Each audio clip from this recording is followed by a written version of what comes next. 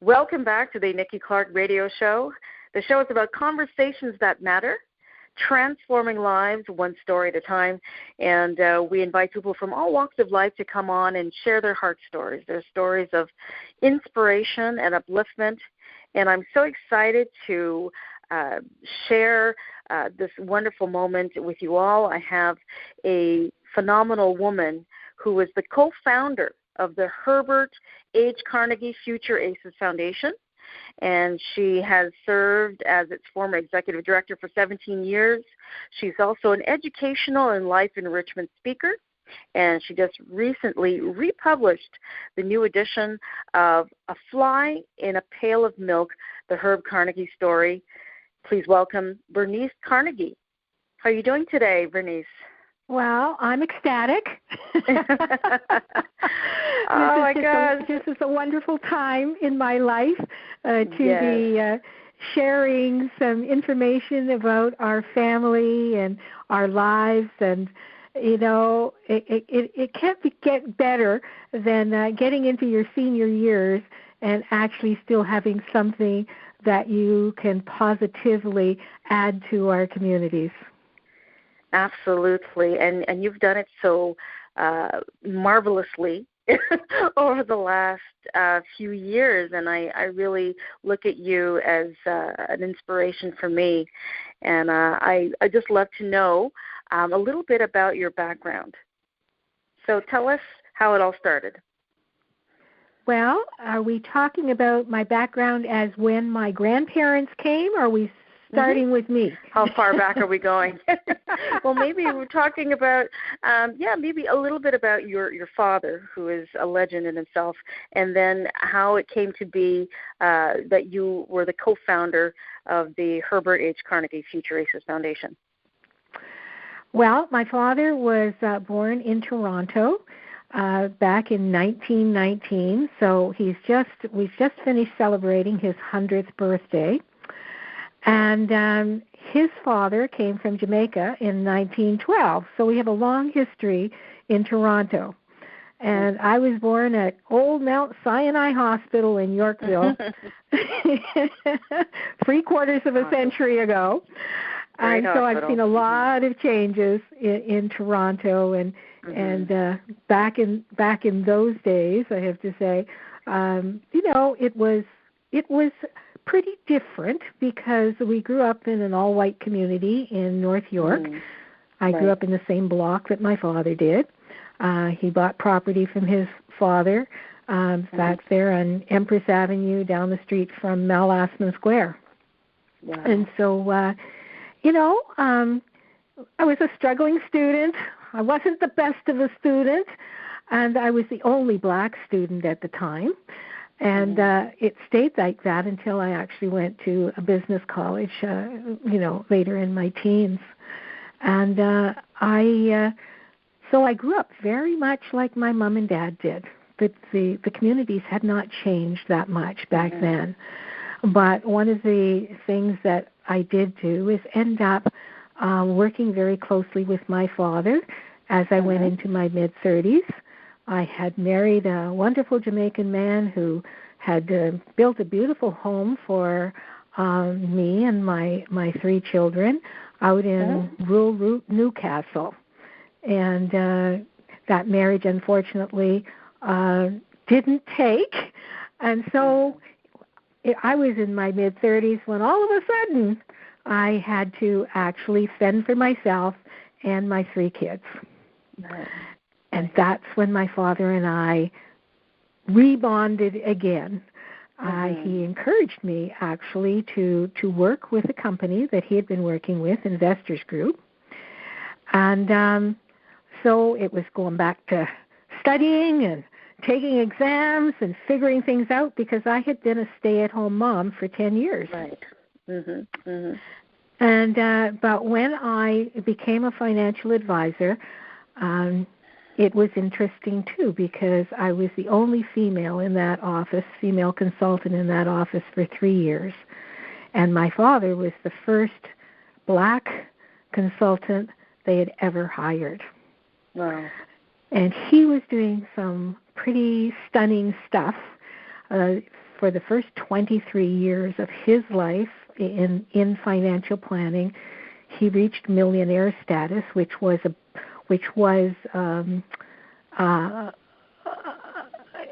amazing feat that no one else had done at the time. So, and what year was that? Okay, so he started his career in financial planning in 1960, towards the end of the 1960s. Wow. And he was a pace setter. And in the end, what they did is they put him on their Wall of Fame, and they also added 2 wonderful awards in his name that are given out every year for leadership and for service in the community, because his record was so outstanding. So I had this icon, so to speak, to follow, and I was never ever close to doing what my father did in the company. But what it did do for me is show me that I could fend for myself and I could look after my kids. And I had a successful run at it for about 9 years, and then changed direction. But it was working with Investors Group that gave me an opportunity to find my roots with my father's passion on Future Aces. We'd kind of be sitting, at our desks, and he'd say to me, Bernice, I have an appointment at a school next week. Are you available? Can you come? And I would kind of trot off, and I'd say, okay, Dad, let's see what you got going. And I would literally say nothing when I would go and watch him in action. He was brilliant. His interaction with teachers, his ability to connect with young people, to share values on how to be a better citizen. Wow. And so Future Aces was his pet project. He had developed a creed, 12 statements that he wanted to follow that would make him a better person. And each statement started with, I will. And the first statement was, I will have a positive attitude toward all people and toward my work. And I can remember when he used to speak to many, many audiences, he said he smiled. He smiled because he knew it was the key to everything in his life, that if he could have a positive attitude about being with his family, about being in the community, about being with his colleagues at work, that his life could be a successful life. And I would stand back and I'd listen to him talk about this, and I actually got the bug. I'm going, this is good stuff. Dad, you're talking some sense here that really is important, because back then we weren't talking about the importance of character in schools. We were talking about reading, writing, and arithmetic. Sure. But my father was talking about, who are you as an individual? How can you make a difference? How can you become a stronger person and have confidence and courage in going through your life? And I think it all came from the fact that, as a hockey player, there were some bumps along the way. And obviously there was racism that popped up in his life and throughout his life. And he wanted to do something that would make a difference. And I think I might have heard him say this hundreds of times, I just want to leave this world a better place than I found it. And so that's how I got started on the initiatives with my father in Future Aces. He called his hockey school Future Aces Hockey School, and it was the first of its kind in Canada back in 1955. He wrote the creed in 1956, and the rest is history. That creed found its way into schools, and hundreds and thousands of young people have been touched by the values that he started so long ago. Absolutely. Their lives have been transformed. And I got to say, knowing you, Bernice, and I've known you for a few years now, I could see, from the first meeting that you exuded this positivity and this kind of hopeless optimism. So it's definitely part of the conditioning that you had growing up with a father like Herbert. So I just wanted to know a little bit about some of the lessons he taught you, and as we talk about your chapter, lessons passed on from father to daughter in the book, the re-release of Fly in a Pail of Milk, the Herb Carnegie story. What was the biggest lesson your father taught you, besides the positivity and the great smile that you have, which is not a value, but I'm sure something you probably inherited from your father? What other value or what other lesson did you learn? Well, one of the lessons that was very important is perseverance. My father had a very strong constitution about himself, and even when people were saying, no, you can't, within himself he felt so strong that he would always put his best foot forward and he would keep trying. And I have inherited many of his papers, hundreds of papers where he's written letters to this corporation or this school board or this political person to share what he felt was a way to move forward, so that we had we weren't just talking about the negative things in life. We were talking about what could we do to make a difference. And so my father was adamant about always continuing to have a new idea. He always had a new idea. My older sister called them make-work projects for Bernice as he got older, because he actually did become blind for the last 25 years of his life with glaucoma. And consequently, he needed other people to help him carry out the ideas. And so it was that persistence and determination, and he often called me stubborn. I called him stubborn. But maybe that's just, determination. You can turn that word around a little bit. Absolutely. But the thing is that you have to keep trying. We cannot let ourselves give up on ourselves or on life. We must keep moving forward in a way that will open doors for people, that will give people another chance. So that's one of the things that he taught me.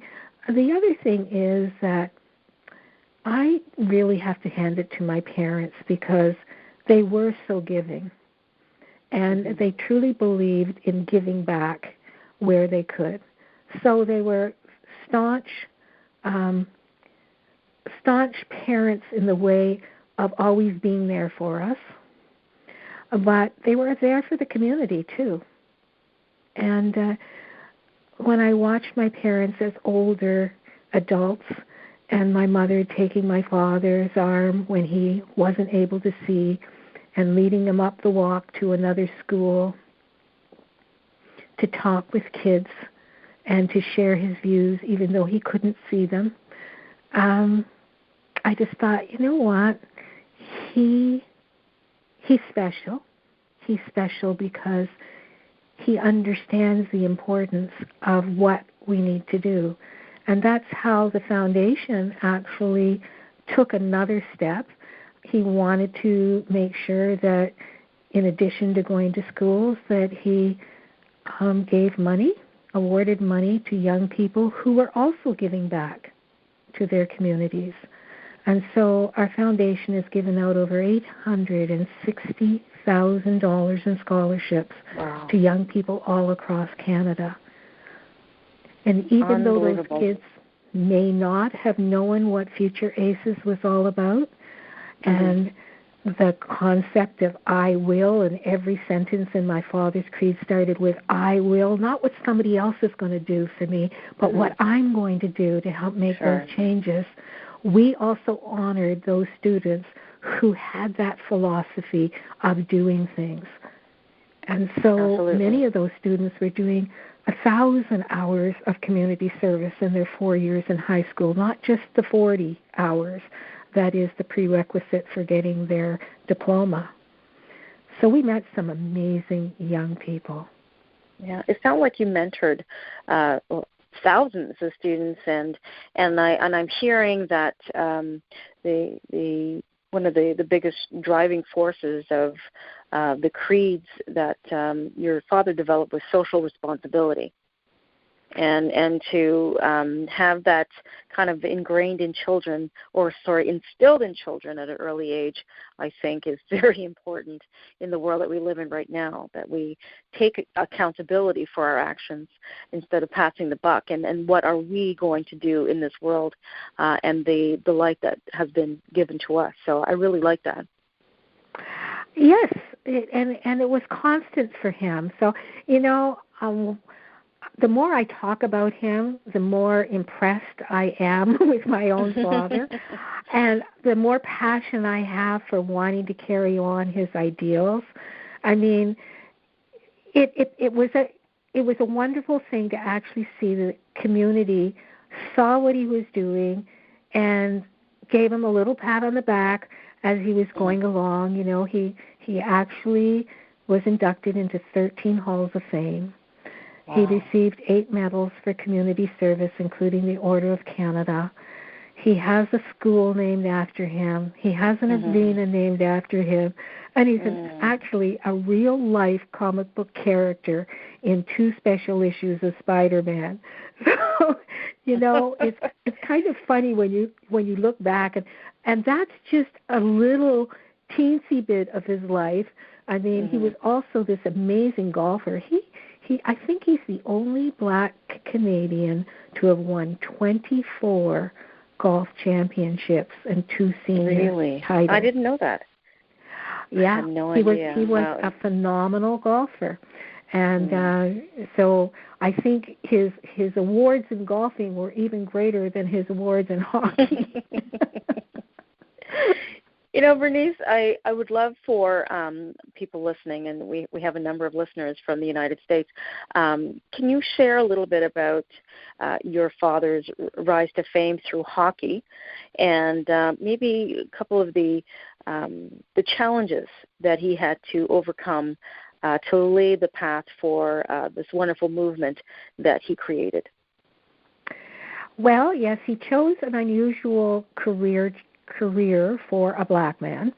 He was he's been kind of touted as the best known or best black hockey player that never made it to the NHL. And that keeps coming up in some of the articles. And there have been, I started actually documenting the articles, and I got to 1,000 and I stopped. And I now know that he's been documented in approximately more than 2,000 articles about his life and his trials and tribulations as a hockey player. He loved hockey, and he started on the ponds of North York, played all the time, and then as a teenager kind of broke into amateur hockey and went up north to the Timmins area. And there, the gold mines, they would have hockey teams, and the players wouldn't get paid. They would just actually work for the gold mine. So my father was a lathe operator, and then eventually, within a year or 2, he became a paid professional hockey player, just below the NHL. And he was amazing. He made hockey history. There ended up being 2 other black men that played on a line with him. They called it Les Noirs, or the Black Line. And then they had all of these amazing headlines about them. They called them the Brown Bombers and the Dark Destroyers, the Ink Spots, and the Dusky Raiders, and whatnot. Raiders. Yeah. Yes. And it wasn't until I was a teenager that I actually realized just how special they were and how special my father was. As I started to read those articles and find out that fans came from all over to see these three men play together. But they only played together for 4 years, and my father went on to being voted most valuable player 3 years in a row, even after the three of them split up. So, he was special, and he had a natural talent, but the one thing about him is that he believed in practice, practice, practice, and practice, and I think that's what made him good at everything he did in his life. Wonderful. Well, I wanted to know a little bit about what you have done as an educational and life enrichment specialist. What does that kind of specialization do? Okay, so I'm a speaker, and the message that I bring to audiences is, of course, the historical background of our family, a black family growing up in Canada, but it's also the amazing story of how my father broke through so many challenges to have such a fulfilling and successful life. And clearly, I wouldn't be doing what I'm doing if it had not been that I stood on the shoulders of my father and decided to follow, in a way, in his footsteps. And so I continue to speak wherever I am welcomed. But, my schedule used to be really, really strong. I was doing maybe 20 to 25 schools a year at the time. My father and I worked really hard on bringing character education into the school system before character education was actually touted by the Ministry of Education. And we had over 100 schools before we even started the foundation. So we were doing some wonderful things, and I've just continued to do that. I've given up the paperwork and the fundraising and all of that kind of stuff that I used to do when I was the executive director of our foundation, and I kept the part that I love so much, which was connecting with the community and helping other people realize that you don't have to do anything huge. You just have to keep doing something that makes you want to make things a little better. It could be that you're talking to one person a day, and I know my older sister Goldie has told me that that's her motivation every day. She's 77 now. I don't think she'll mind me saying that. But her motivation is to, get up every day, go out, and talk to at least one person, whether it's a stranger or somebody she knows, to make them feel a little better that day. And just think, if each one of us did that, life could be a lot different. Absolutely. Very wise words. Yes, because Bernice, it's the feeling you bring for people. It is. And I think a very wise woman said that it's not what you say necessarily, but it's how you make people feel. That's how they're going to remember you. Exactly. So it's just a matter of showing up, and I totally understand that. So I really thank you for being here on the line with us and sharing all the wonderful things you've done through your father's wisdom and through his mentoring and how he's mentored thousands of students alongside with you. And I really want to congratulate you on the re-release of your book that you share with your father, A Fly in a Pail of Milk, the Herb Carnegie story. Where can we buy a copy of the book? Well, I know it's on Amazon. In the States, Barnes & Noble. And in Canada, it's at all your local bookstores, Indigo and Chapters. So it's readily available pretty well anywhere. And I was just delighted to actually receive an email from our publisher that said that the Toronto Star had put a little note in their gift section that said you should get A Fly in a Pail of Milk, the Herb Carnegie story. Oh, look at that. Wow, so what a beautiful endorsement. I thought it was wonderful. Oh. Well, Bernice, congratulations. You deserve all the accolades. You've done wonderful work in the community, and I know that you've got so much more to do. You've got great energy, and I really appreciate your time with us today. So, again, how can people reach you on social media? Where can they find you to connect? Well, I am on Facebook. I'm on LinkedIn, and my email is bernicecarnegie@gmail.com. Excellent. It's pretty simple. And keep it simple. I like that. All right. Well, you've been listening to the Nikki Clarke Radio Show, and we've been really blessed to speak to the co-founder of the Herbert H. Carnegie Future ACES Foundation, Bernice Carnegie.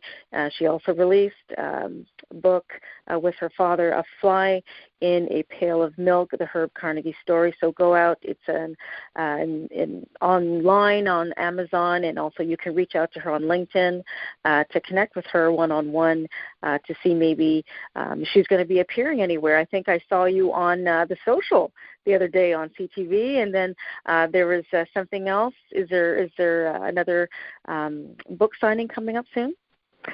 Well, I have a number of engagements in January and February, and we'll probably post them on LinkedIn. So there are other places that you will be able to catch up with me. Okay, excellent. Thank you so much, Bernice. All the best. And if I don't see you before Christmas, I want to wish you and your family all the best. Season's greetings, and thank you for your time. Well, thank you so much, Nikki, and likewise to you. I do hope that everybody out there enjoys their Christmas season, and just be nice to one more person. I love it. Thank you so much. I appreciate your time. You've been listening to the Nikki Clarke Radio Show with Bernice Carnegie. Have a good night.